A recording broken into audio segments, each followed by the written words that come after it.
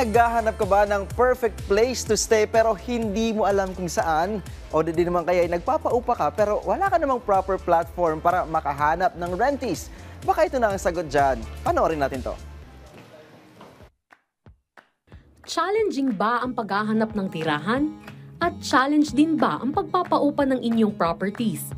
Yan ang nais bigyang solusyon ng isang organisasyon sa pamamagitan ng online system o app na tinatawag na iBoard Living.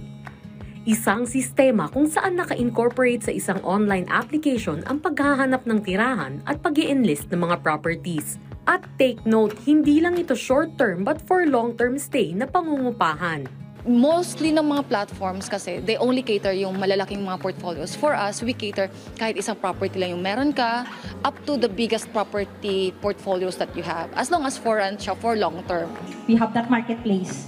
We have this property management, where the big companies does property management, and our target are the property owners having more than 2 properties, like 1, 2, 3, or 5 properties, which is very expensive to have that property management. So we cater this kind of people as well in our B2C.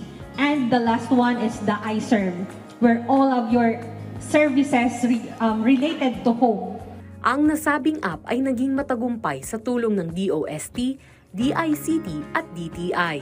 2021, inalagaan kami ng DOST Region 8. So we are part of their TBI incubation program. And then 2022 naman, we were taken care of by DTI with FELDEV program. So they introduced the IDEA cohort program, which is more of a mentorship na program. And then comes the ACT, they offered the Startup Grant Fund, Cohort 1. So we're lucky na kami yung pinakaunang part ng Cohort 1. Ang nasabing app ay may property enlistment na mula sa Germany, UAE at patuloy na nag-e-expand dito sa bansa. Sa pamamagitan ng mga sistema online, mas mapapadali na ang mga transaction katulad na lamang ng paghahanap ng tirahan.